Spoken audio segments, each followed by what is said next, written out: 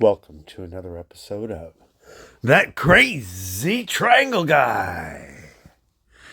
Here we are looking at Bitcoin US dollar, not the index. We're looking at Bitcoin US dollar on Binance. Let me see. It's this one right here. What is this? Yeah, Binance. So here we are, just looking at it on here because it's a nice, cleaner chart than the other one, and I don't have really enough time to do another layout, and this works. So essentially, I haven't made a video yesterday, maybe the day before. Don't know, but because nothing's changed, we're just still oscillating sideways. We've had a inverse head and shoulders pattern here that failed. We did not reach the target up at what was the target? The target was up at 75, I believe, 75,000. Did not hit that target. And now currently we're having a regular old head and shoulders pattern here that is failing as well. We're just not breaking downwards from it. Now we have futures, CME futures, or whatever, various futures options expiring today. And if I recall, and I don't know if this is accurate, I looked it up one time. I think they expire around 11 a.m. my time, which, let's go to an hourly chart. What time is that? What time is that in world time? So let's see, it's 7 o'clock now, my time, in the 7 o'clock hour. So I add 7 hours. So that would be 1800. I think that's when it they expire. So if that is true, that would be right here. Now, I read an article that said the max pain for futures expiration is $65,000. So that would be down here, coincidentally, at 1800 hours. That would be right down there. Let's just put a little X there, just for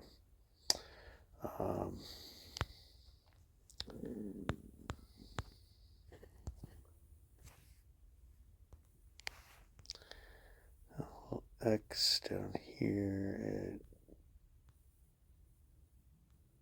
well, 1700, close enough, down there. So if the bears wanted to dump us down there, now would be the time. And the fact that they haven't been able to do so thus far is bullish. But, we don't always hit those. I mean, I don't think we often hit those max pain scenarios for the options. But anyway, that's that. And so what we're doing, essentially, failing to go to the upside from our inverse head and shoulders, or we're on an hourly chart now. Let's maybe switch to a 4-hour. We failed to hit our target from here. Thus far have failed to break down from that one. And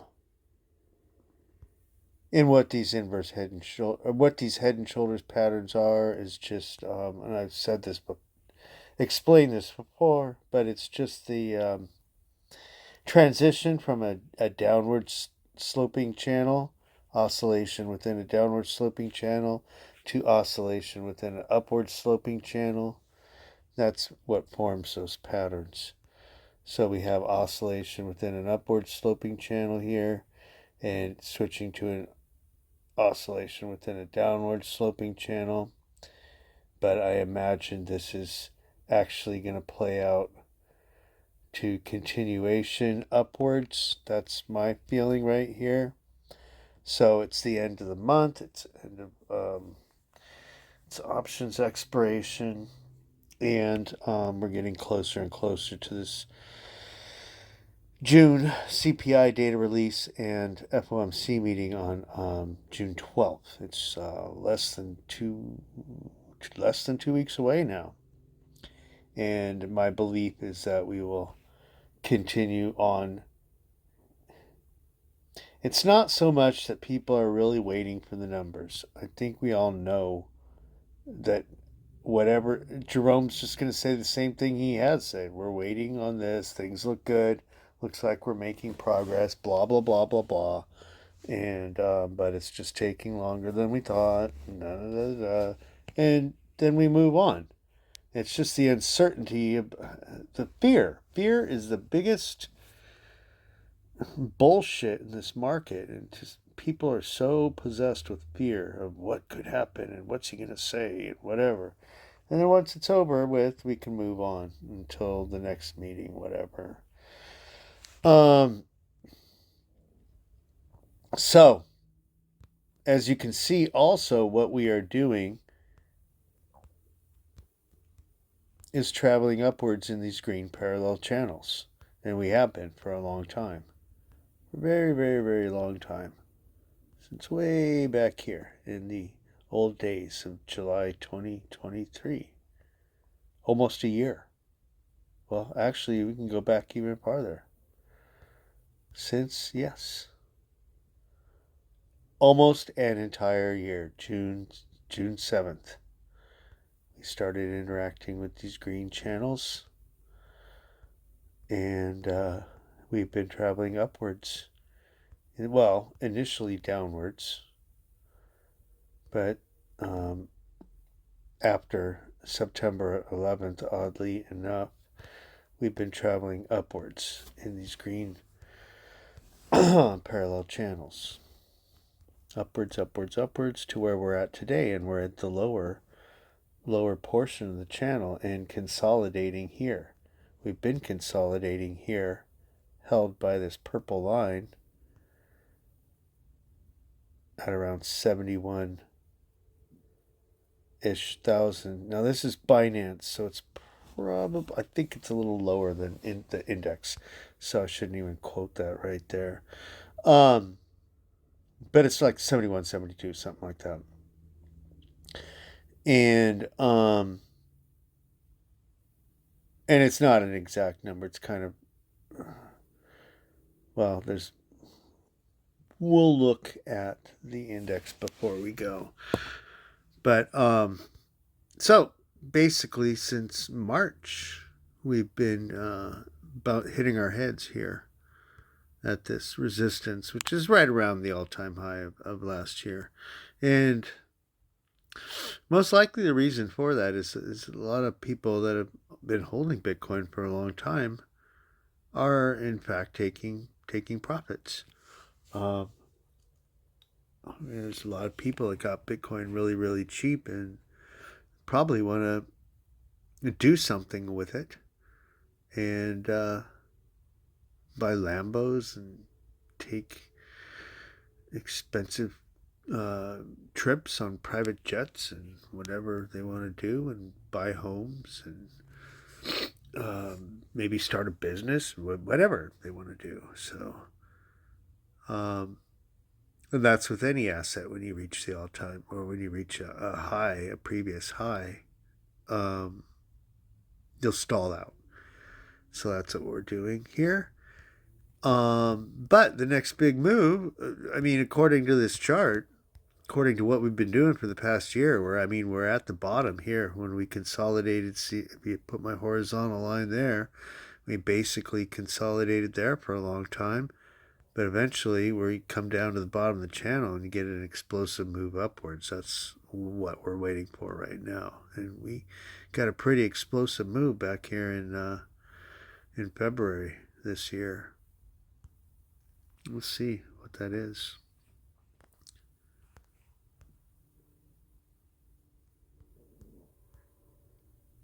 I can't see because my stupid little thing is in the way. 72% over a little over a month. Wow. So, yeah, that's why I think we're gonna see we're getting ready for some pretty explosive moves upwards. But now the thing is, are we going to go down or up in the near term? Well, you can see that even if we did come down to here, we're simply coming down to this gray line, which is perfectly parallel. I have these two gray lines that are perfectly parallel to our channel, and both represent support within the channel we're trading here. So could we come down there and it's still bullish? We're just trading within this channel, yeah. So if we did come down there, and then the next move would be up to the upside over the weekend. What I'd like to see, however, is that fail. And right now we're testing this other blue line, as we're about to, if we even come down there. That is at, you know what? And my prices I'm quoting here on Binance, so it might be different than the index. So that's about 67,384 here. But regardless, what I'd like to see though is we're on a 4 hour. When does this triangle end here? So this triangle ends by next Wednesday. If we did come down here, we could extend it out to the FOMC meeting. So those are our options. We could continue trading down here, but that would mean us coming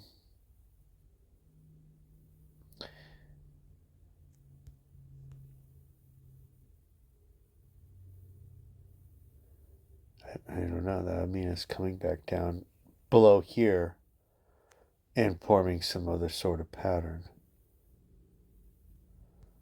We'd at least have to hold,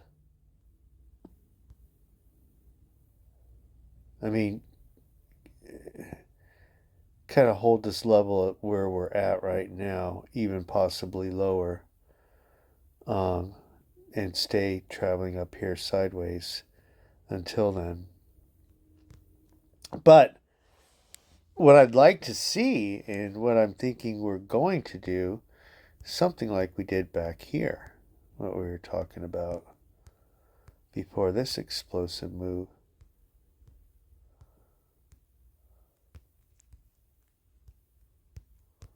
Guess I gotta zoom out more.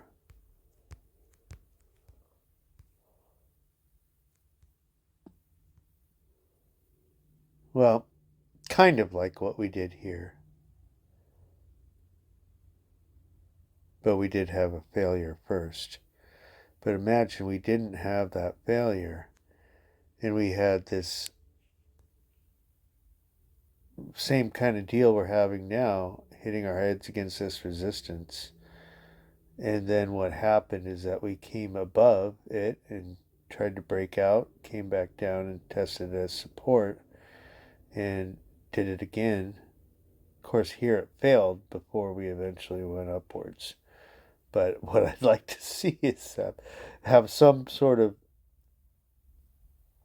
price action like this play out above our resistance level before bouncing and continuing upwards. When was that? Why did we fail that? Oh, that was leading up to, that was the ETF launch. So it was a sell the news kind of deal, which was really stupid because ultimately it led to that. So that was an outlier. That was a sell the news ETF dealio because people were tricked into doing that. And didn't really play, ultimately it didn't really end up playing out that way. You could see what has happened since. So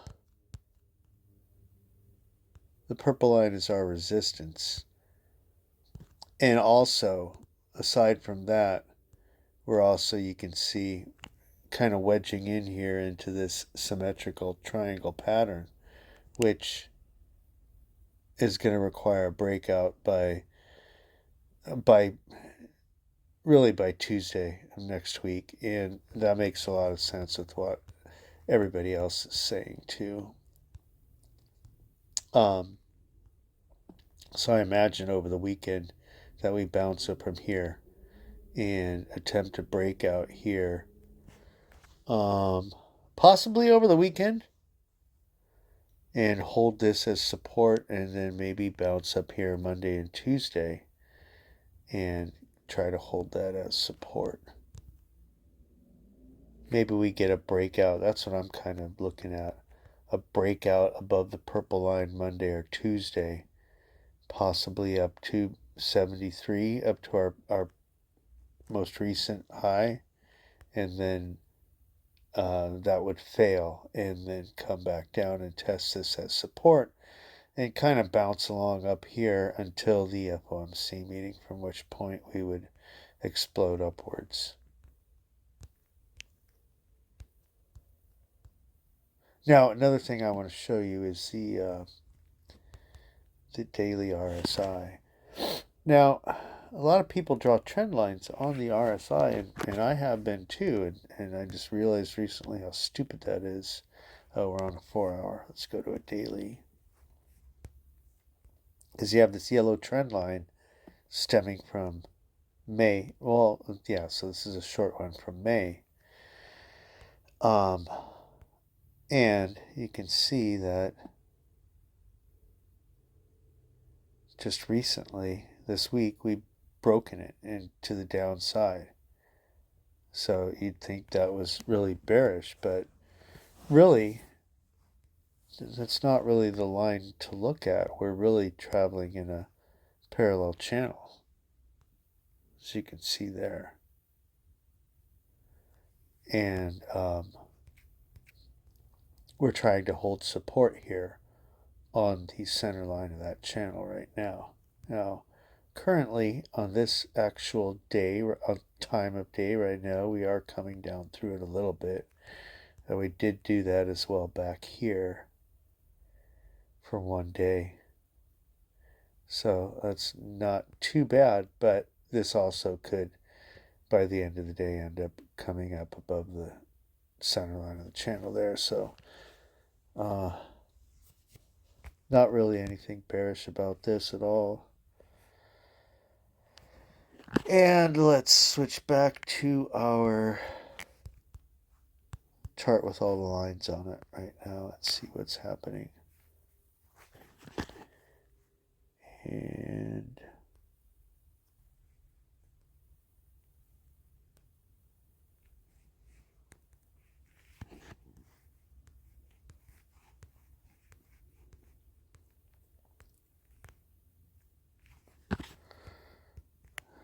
you can see I have all these striped lines going downwards. And you'll see why as I switch here to, it's an hourly time frame.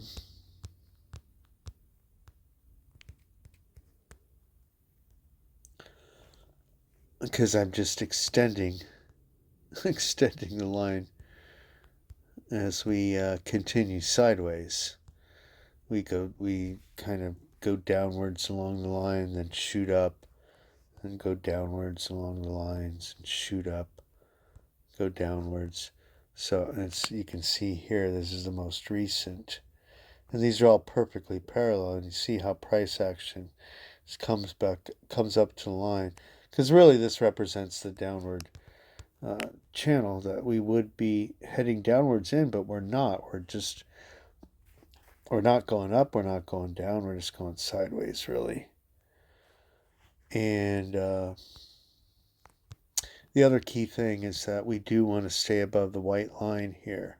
Well, it's not horrible if we come down below it as we've done here, but this white line is the most important line in Bitcoin's history. And you can see how we just bounced off it right here on the hourly. So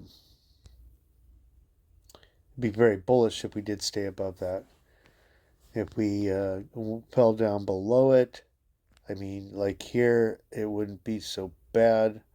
But when do you make that call? I don't know. I suppose probably if we broke like maybe this line at around 67.3, or actually if we broke below those lines at 67.1, probably. If we fell below that, then we'd probably maybe go down a little bit more. Most probably down to something like here, at least 66, and then possibly even more down to the somewhere around the mean band of the Gaussian channel, which is currently sitting around 60, well, upper 64, 65, 64 and a half to 65,000, somewhere around there. And I was going to look at where our horizontal line is here. Where do I have it? I could probably make it a little bit lower. Well, see, I have the green line at the top, but then you also have these other red lines at 71,700. 71,700 is probably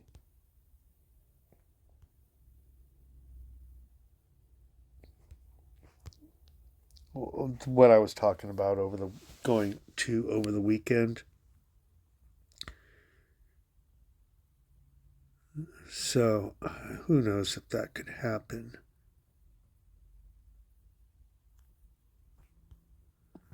In the next few days, anyway, I imagine us finally breaking above the Gaussian channel here at 68.8 and our previous all-time high from last cycle, coming up here to the red line, breaking through that, and kind of probably oscillating between these two for a little bit, oscillating between these two for a little bit, maybe even coming back down here and heading into the FOMC meeting.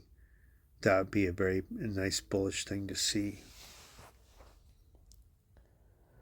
All right, so that's it. That's why I haven't made a video. Nothing's really changed. We're just in limbo here, trying to figure out what we're going to do. And